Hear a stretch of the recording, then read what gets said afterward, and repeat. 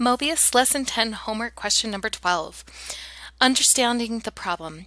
Gabriel has accepted a new job in Salt Lake City. He and his family will need to relocate close enough for him to drive to his job. Gabriel and his wife, Oksana, have 3 young children.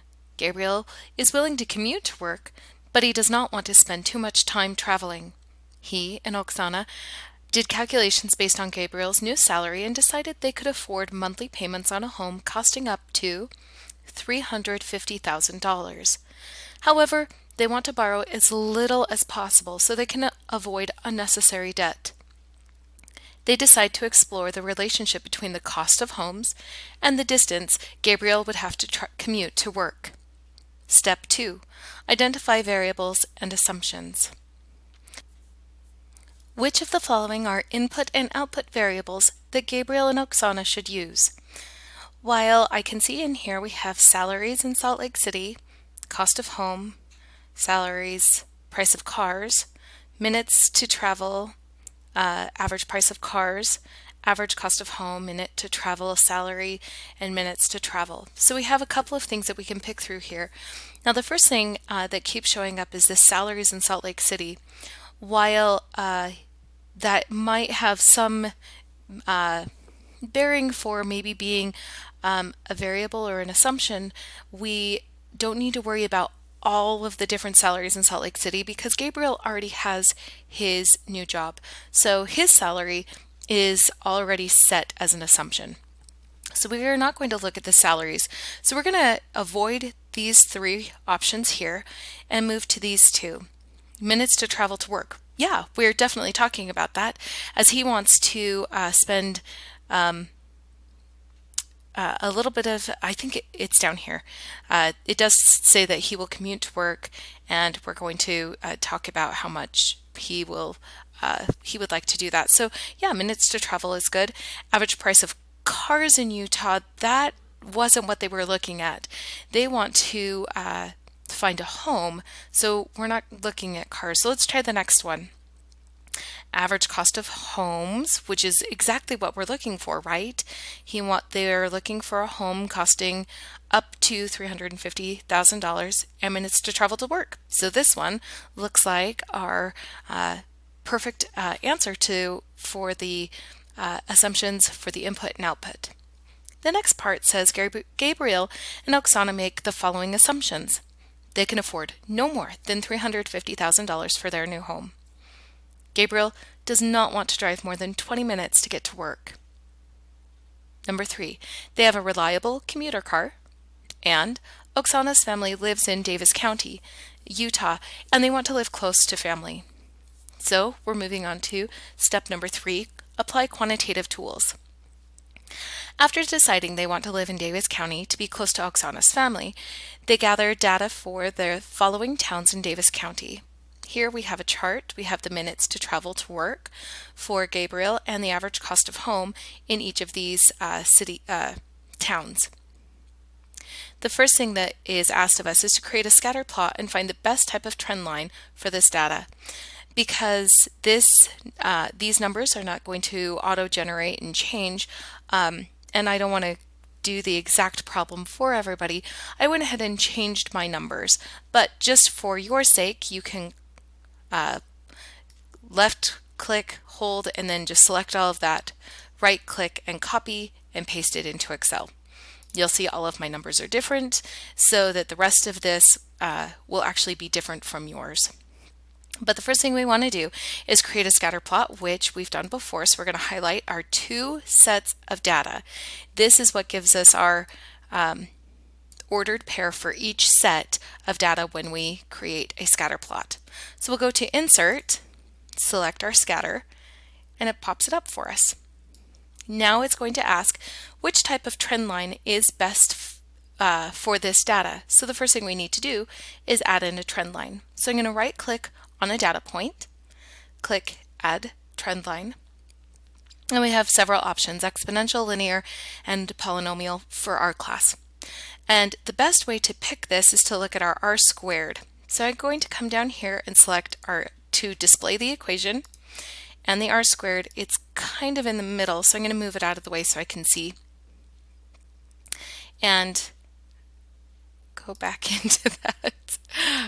Okay, we want to format our trend line. Okay, there we go.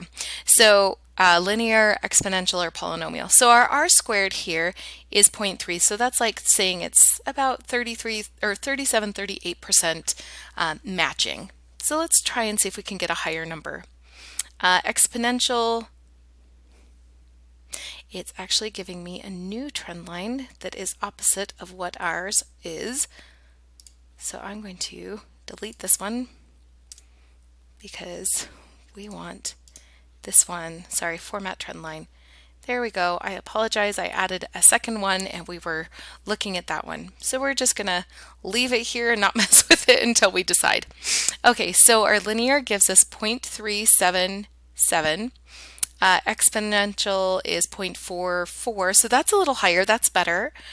Let's try polynomial order 2, which is a quadratic, which is 0.6. I think that's our sweet spot, so we're going to keep that. And now I'm going to move this down here. I apologize for the confusion before. All right, now I'm going to, just for my sake and your sake, to know which of these data points go to which town. So I'm going to right click here and add data labels. Now it's going to just give me the data labels here, and that's nice and all, but I kind of want to format those a little differently. So I'm going to right click and go to Format Data Labels, and it gives me a couple of options here. What I want to format are these values of the names over here.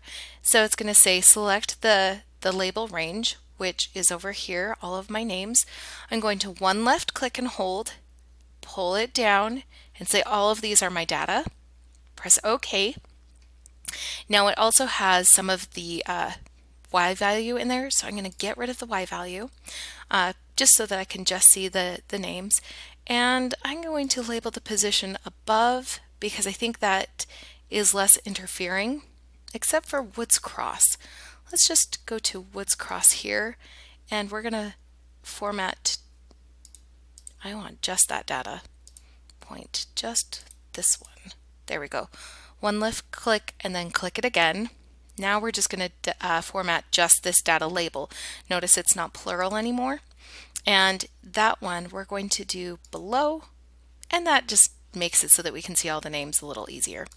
Okay, so I can take that away, and I'm going to move this over so that I can see these two side by side again. I have my equation, I have my r squared, I have my data points, everything looks good. Now we can move on. We are going to select, this was a quadratic, and then the equation for the trend line is right here. So we can select all of this, press copy and paste, and then check out all of the formatting in here. So we have negative 313.01 times x, and we need to say this is in the exponent, and I'm going to put a multiplication here so that Mobius knows what's going on. Then 129992, I'm going to put another multiplication here as well so that I don't confuse it, and everything else looks good. Okay, next it says use your scatter plot to select two cities that you think best fit Gabriel and Oksana's assumptions. So I can come over here. Now I know Gabriel does not want to travel more than 20 minutes. So all of these over here are going to be further than what he wants to drive. So these four will be our options. And we also know that we want to be below the 350 line. So all of these are below here and below here, so about those right there. Select any of those that you feel are the best. We can pick North Salt Lake, Woods Cross, Farmington, and Bountiful, whichever one you prefer. Okay, now we're going to, after looking at their two chosen cities, so let's pick the ones that are the most conservative. We'll do North Salt Lake and Woods Cross. After looking at these, Gabriel and Oksana find a neighborhood that they like that is 16 minutes away from Gabriel's work. Okay, so they've already found it. Use your trend line to predict the average home price in this neighborhood. All right, so down here you'll notice this is the time this is the price. So we're going to find, using our trend line, we're going to find something about 16 here, and we'll find an estimate or predicted value here using our trend line. To do so, I can copy and select that, but I've already fixed it here, so I'm actually just going to copy this right here. Control C to copy.